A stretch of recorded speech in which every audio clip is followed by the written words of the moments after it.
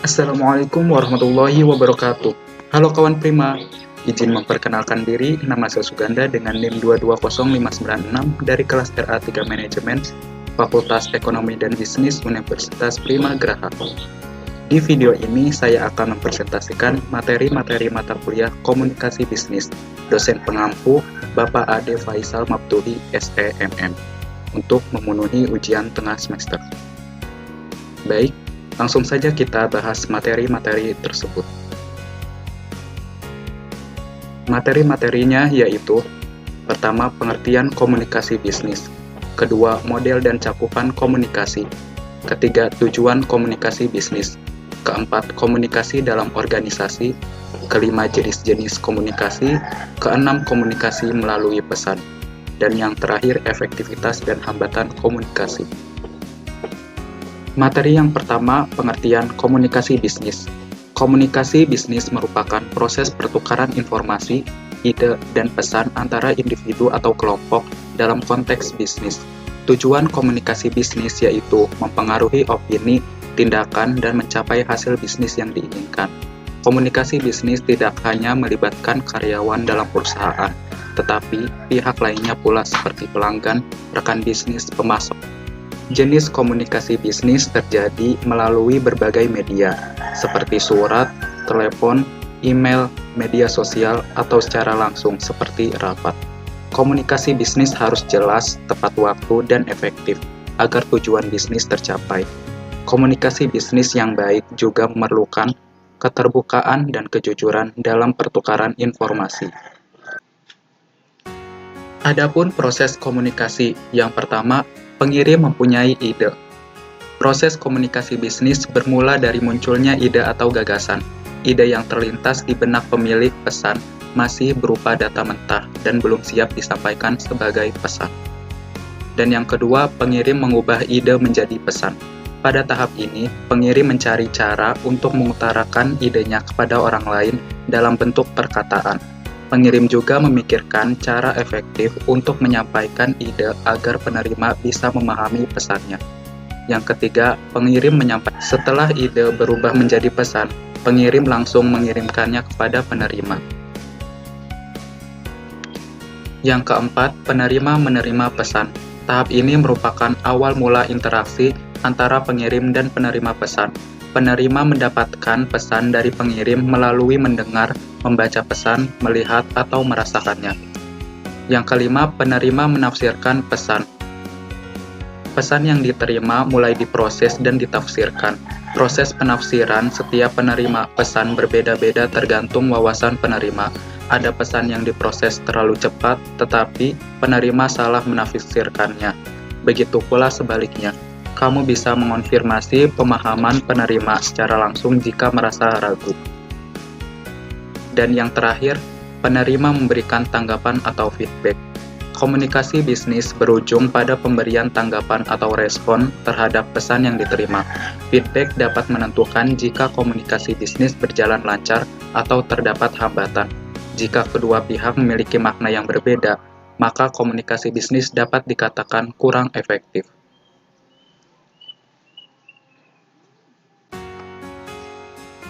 Materi yang kedua yaitu model dan cakupan komunikasi. Model komunikasi. Yang pertama, model SR. Model stimulus respon adalah model komunikasi yang paling dasar. Ini mencirikan komunikasi sebagai proses aksi dan reaksi. Yang kedua, model Aristoteles. Aristoteles mengembangkan model korespondensi primer dan merupakan pemikir kunci yang berfokus pada korespondensi dengan titik-titik pengaruh.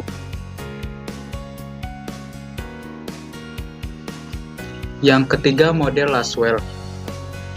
Laswell juga membahas peran yang dimainkan pendidik dalam mewariskan sejarah sosial, bekerja dengan anggota keluarga dan guru sekolah sebagai individu yang membantu orang terhubung, menghubungkan atau mengumpulkan reaksi mereka terhadap informasi baru.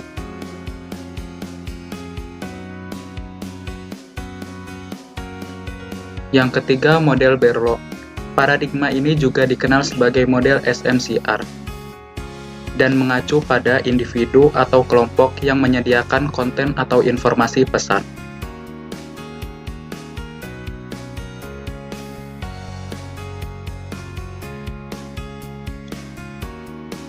Yang kelima, model TUBS. Untuk mendukung gagasan bahwa komunikasi adalah proses transaksional di mana kedua belah pihak adalah pengirim dan penerima pesan, TUBS mengusulkan model komunikasi. Dalam ide ini, masukan dan rangsangan terus-menerus diterima oleh komunikator 1 atau komunikator 2 selama proses komunikasi, baik dari dalam maupun luar diri sendiri. Adapun unsur dalam komunikasi meliputi 5 unsur yang dikenal dengan rumus 5W plus 1H, yaitu pertama komunikator, yaitu siapa, komunikator sumber pengirim. Yang kedua pesan, yaitu mengatakan apa dari pesan tersebut. Yang ketiga media, di saluran mana, maksudnya di saluran mana pesan itu disampaikan. Yang keempat komunikan, kepada siapa, yaitu komunikan, komunikator, penerima, atau penerima. Yang kelima, efek. Efek atau dari akibat, dampak, dan pengaruh dari pesan tersebut.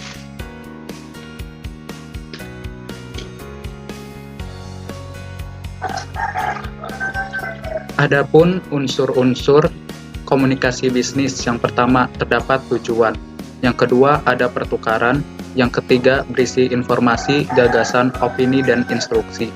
Yang keempat memanfaatkan saluran personal atau impersonal. Adapun bentuk dasar komunikasi. Pada dasarnya ada dua bentuk komunikasi yang lazim digunakan dalam praktik dunia bisnis maupun non-bisnis, yaitu komunikasi verbal dan non-verbal. Yang pertama, komunikasi verbal merupakan salah satu bentuk komunikasi yang disampaikan kepada pihak lain melalui tulisan maupun lisan. Dalam kehidupan sehari-hari seperti Anda mengirim surat atau telepon kepada orang tua Anda, teman Anda berbincang-bincang atau ngobrol dengan teman Anda membaca puisi di depan kelas, Anda mempresentasikan makalah dalam suatu acara seminar, yang merupakan contoh bentuk-bentuk komunikasi verbal. Adapun yang kedua, komunikasi nonverbal. Menurut teori antropologi, sebelum manusia menggunakan kata-kata, mereka telah menggunakan gerakan-gerakan tubuh, bahasa isyarat atau body language sebagai alat untuk berkomunikasi dengan orang lain. Pendek kata, dalam komunikasi nonverbal, orang dapat mengambil suatu kesimpulan tentang berbagai perasaan orang baik secara senang, benci, cinta, rindu, dan berbagai macam perasaan lainnya. Lagi pula, komunikasi nonverbal berbeda dengan komunikasi verbal di dalam cara yang cukup mendasar. Ada beberapa jenis komunikasi nonverbal lainnya seperti arti suatu warna dan gerak isyarat tertentu, yang akan bervariasi dari suatu waktu ke waktu. Menurut Arifin, tahun 1994, terdapat beberapa teknik yang dapat digunakan dalam strategi komunikasi, yaitu yang pertama, redundansi, yaitu pengulangan, cara mempengaruhi halayak dengan jalan mengulang-ulang pesan kepada halayak. Yang kedua, kanalisasi, yaitu memahami dan meneliti pengaruh kelompok terhadap individu atau halayak. Yang ketiga, informatif, yaitu suatu bentuk isi pesan yang bertujuan mempengaruhi halayak dengan jalan memberikan penerangan. Yang keempat, persuasif, yaitu mempengaruhi dengan jalan membujuk. Dalam hal ini, halayak digugah baik pikiran maupun terutama pada perasaannya. Yang kelima, edukatif, salah satu usaha yang mempengaruhi halayak dari suatu pernyataan umum yang dilontarkan, dapat diwujudkan dalam bentuk pesan yang akan berisi pendapat-pendapat, fakta-fakta, dan pengalaman-pengalaman. Yang keenam, koersif, yaitu mempengaruhi halayak dengan jalan memaksa. Teknik koersif ini biasanya ditampilkan dalam bentuk peraturan-peraturan, perintah-perintah, dan intimidasi. Baik, materi selanjutnya yaitu tujuan komunikasi bisnis. Pada dasarnya, tujuan komunikasi adalah untuk memberikan pengetahuan atau informasi kepada orang lain, sehingga dapat mempengaruhi pemikiran, mengubah sikap, dan mendorong orang lain untuk melakukan hal tertentu, yaitu informasi, persuasi, kolaborasi, dan integritas. Tujuan komunikasi ini tentunya sangat penting dalam proses sosialisasi antar manusia. Feedback dalam komunikasi adalah bentuk respon, tanggapan, atau jawaban atas pesan yang dikirimkan komunikator kepada komunikat. Dalam proses komunikasi, feedback merupakan efek atau hasil yang ditimbulkan dari penerimaan atau penolakan pesan.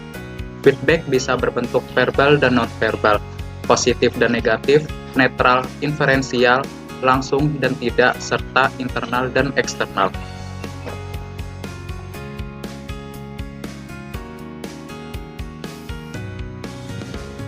Munculnya kesalahpahaman komunikasi.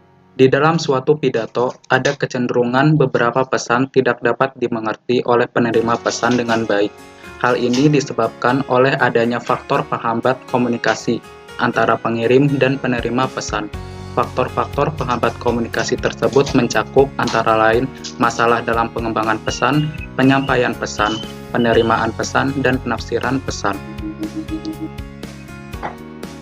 Komunikasi yang efektif tentu saja akan dapat mengatasi berbagai hambatan yang dihadapi dalam komunikasi. Bagaimana mengatasi berbagai hambatan dalam komunikasi?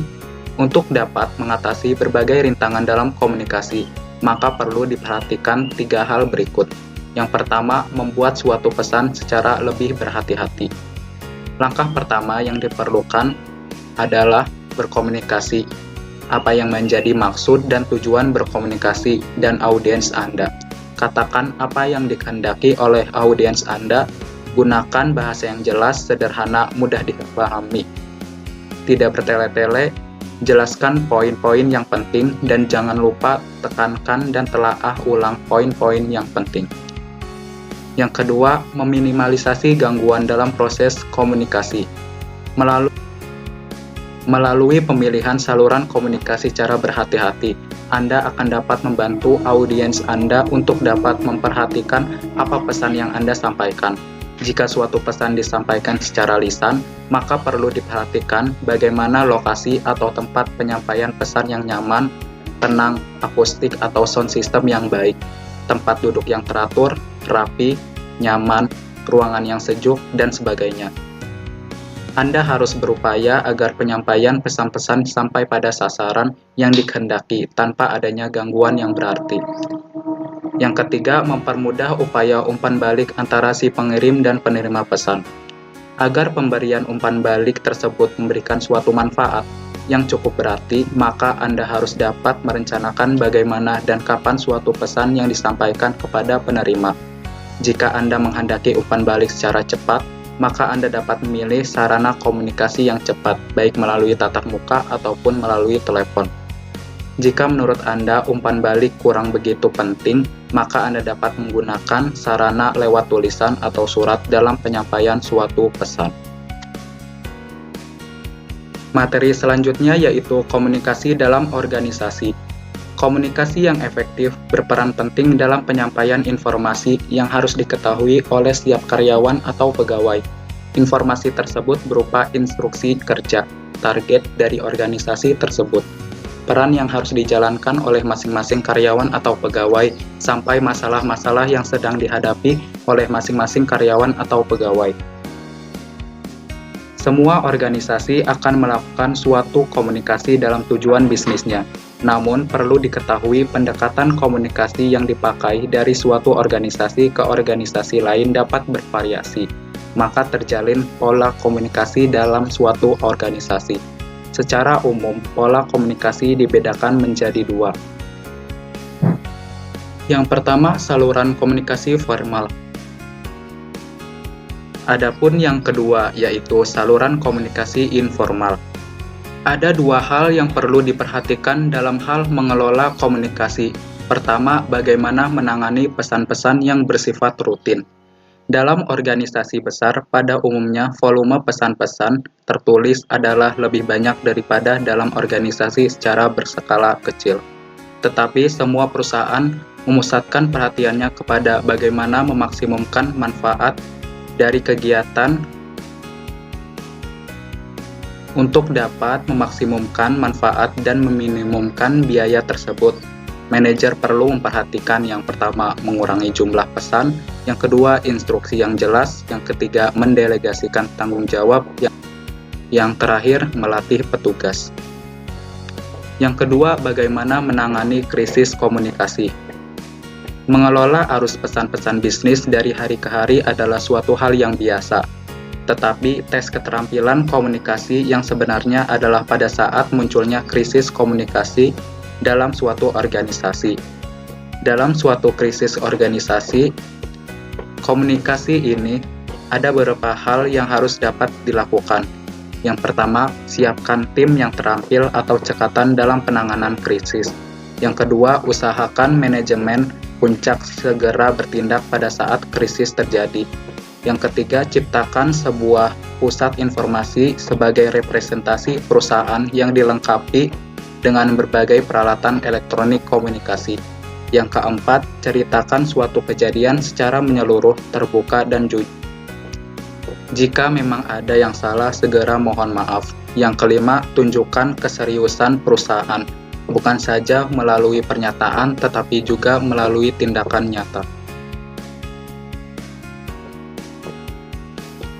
Bila Anda tahu dinamika komunikasi, Anda akan dapat membaca secara akurat apa yang sedang terjadi di dalam suatu organisasi. Pada saat yang sama, Anda dapat menyesuaikan pesan-pesan Anda sendiri dengan menggunakan jaringan komunikasi untuk mendapatkan manfaat yang terbaik. Di samping itu, keterampilan komunikasi, keterampilan membaca, menulis, dan mendengar, dan berbicara juga sangat penting dan diutamakan oleh para pimpinan suatu perusahaan. Keterampilan Anda dalam berkomunikasi sangat berpengaruh terhadap keberhasilan Anda dalam dunia bisnis. Materi selanjutnya yaitu jenis-jenis komunikasi. Adapun jenis-jenis komunikasi, yang pertama, komunikasi berdasarkan penyampaiannya, yaitu dibedakan menjadi dua, yaitu komunikasi verbal atau lisan, dan komunikasi nonverbal atau tertulis. Yang kedua, komunikasi berdasarkan perilaku, yaitu terbagi menjadi tiga, yaitu komunikasi formal, komunikasi informal, dan komunikasi nonformal. Nah, komunikasi formal itu sendiri merupakan Komunikasi formal itu sendiri merupakan komunikasi yang terjadi di antara organisasi atau perusahaan yang tata caranya sudah diatur dalam struktur organisasinya. Yang kedua, komunikasi informal, yaitu komunikasi yang terjadi pada sebuah organisasi atau perusahaan yang tidak ditentukan dalam struktur organisasi serta tidak mendapat kesaksian resmi yang mungkin tidak berpengaruh kepada kepentingan organisasi suatu perusahaan. Yang ketiga, komunikasi nonformal, yaitu komunikasi yang terjadi antara komunikasi yang bersifat formal dan informal, yaitu komunikasi yang berhubungan dengan pelaksanaan tugas pekerjaan organisasi atau perusahaan dengan kegiatan yang bersifat pribadi anggota organisasi atau perusahaan tersebut. Adapun yang ketiga, jenis komunikasi berdasarkan kelangsungannya, dibagi menjadi dua, yaitu komunikasi langsung, yaitu proses komunikasi dilakukan secara langsung tanpa bantuan perantara orang ketiga ataupun media komunikasi yang ada dan tidak dibatasi oleh adanya jarak. Yang kedua, komunikasi tidak langsung, yaitu proses komunikasinya dilaksanakan dengan bantuan pihak ketiga atau bantuan alat-alat media komunikasi. Adapun komunikasi berdasarkan maksud komunikasi, yaitu maksudnya seperti berpidato, memberi ceramah, wawancara, dan memberi perintah atau tugas. Yang kelima, komunikasi berdasarkan ruang lingkupnya, yaitu dibedakan menjadi 6. Yang pertama, komunikasi internal. Nah, komunikasi internal ini juga terbagi menjadi 3, yaitu komunikasi vertikal yang terjadi di dalam suatu bentuk komunikasi pemimpin kepada anggota, seperti perintah, teguran, pujian, dan sebagainya. Yang kedua, komunikasi horizontal yang terjadi di dalam ruang lingkup organisasi atau perusahaan di antara orang-orang yang memiliki kedudukan sejajar. Yang ketiga, komunikasi diagonal yang terjadi di dalam ruang lingkup organisasi atau perusahaan di antara orang-orang yang memiliki kedudukan berbeda pada posisi tidak sejalur vertikal. Nah, yang kedua, komunikasi eksternal yang terjadi antara organisasi atau perusahaan dengan pihak masyarakat yang ada di luar organisasi tersebut. Dan yang ketiga ada komunikasi berdasarkan jumlah yang berkomunikasi, yaitu perseorangan yang terjadi dengan individu pribadi dengan pribadi individu lainnya. Yang kedua, komunikasi kelompok yang terjadi persoalannya yang didapatkan dari kelompok, menyangkut kepentingan kelompok juga. Perbedaan dengan komunikasi perseorangan, yaitu komunikasi ini lebih terbuka dibandingkan dengan komunikasi perseorangan. Yang keempat, komunikasi berdasarkan peranan individu. Nah, peranan individu ini sangat mempengaruhi kesuksesan proses komunikasinya, yaitu macam-macamnya. Ada komunikasi antar individu dengan individu lain, individu dengan lingkungan yang lebih luas, individu dengan kelompok atau lebih. Yang kelima ada komunikasi berdasarkan jaringan kerja. Di dalam suatu organisasi, perusahaan, komunikasi akan terlaksana berdasarkan sistem yang ditetapkan dalam jaringan kerja. Nah, komunikasi berdasarkan jaringan kerja ini dibedakan menjadi 3, yaitu jaringan kerja rantai. Maksudnya terjadi menurut saluran hierarki organisasi dengan jaringan komando sehingga mengikuti pola komunikasi formal. Yang kedua, komunikasi jaringan kerja lingkaran, yaitu komunikasi terjadi melalui saluran komunikasi yang terbentuk seperti pola lingkaran. Yang ketiga, komunikasi jaringan bintang, yaitu komunikasi terjadi melalui satu sentral dan saluran yang dilewati lebih pendek. Nah, yang terakhir, komunikasi berdasarkan ajaran informasi. Komunikasi berdasarkan ajaran informasi ini dibedakan menjadi 4, yaitu searah, artinya hanya satu pihak saja. Yang kedua, 2 arah yang bersifat timbal balik. Yang ketiga, komunikasi ke atas, yaitu terjadi dari bawahan terhadap atasan. Yang terakhir, komunikasi ke bawah yang terjadi dari atasan terhadap bawahan. Materi selanjutnya yaitu komunikasi melalui pesan. Ada 4 tahapan cara berkomunikasi melalui pesan, yaitu yang pertama, menyunting pesan. Setelah naskah pertama selesai, kebanyakan orang menganggap pekerjaan menyusun pesan telah selesai dan mulai beralih ke pekerjaan lainnya. Hal yang sesungguhnya tidaklah demikian. Penyusun pesan bisnis memerlukan proses yang dilakukan dengan hati-hati. Draft pesan yang telah selesai harus ditelaah ulang atau direview dan diperbaiki lagi, baik dari sudut isi maupun gaya bahasa yang digunakan, organisasi, serta format penulisannya. Yang kedua, menulis ulang pesan.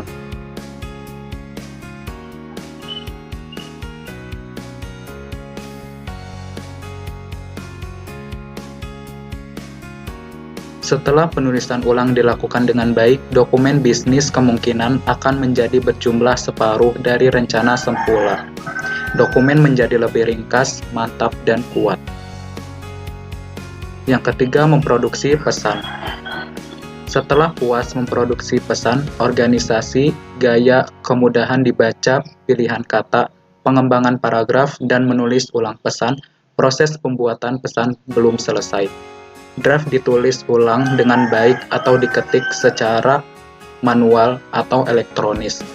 Pada masa sekarang ini, sebagian besar dokumen bisnis diproduksi menggunakan komputer. Yang terakhir, mencetak pesan. Mencetak pesan ini dengan teknologi yang sekarang bisa menggunakan printer. Nah, materi yang terakhir yaitu efektivitas dan hambatan komunikasi. Komunikasi yang efektif terdengar seperti hal yang mudah dan biasa saja, dapat terjadi secara naluriah. Namun sebenarnya seringkali terjadi pada saat seseorang berkomunikasi dengan orang lain. Ada sesuatu yang salah. Sesuatu itu adalah orang lain mendengar hal yang lain dari yang disampaikan oleh seseorang, sehingga terjadilah kesalahpahaman, frustasi, dan konflik. Hal inilah yang dapat menyebabkan masalah di rumah, sekolah, dan dalam hubungan kerja. Hambatan komunikasi adalah sesuatu yang menghalangi seseorang untuk mendapatkan dan menerima pesan yang digunakan orang lain dengan benar untuk mengkomunikasikan informasi, pemikiran, dan ide mereka, menurut Suka tahun 2021. Selanjutnya dikatakan beberapa contoh hambatan komunikasi adalah informasi yang berlebihan, perbedaan persepsi, gosip di tempat kerja, semantik, dan perbedaan gender. Terima kasih sudah menonton sampai selesai teman-teman. Semoga materi yang saya sampaikan ini bermanfaat untuk kalian semua. Saya pamit undur diri. Wassalamualaikum warahmatullahi wabarakatuh.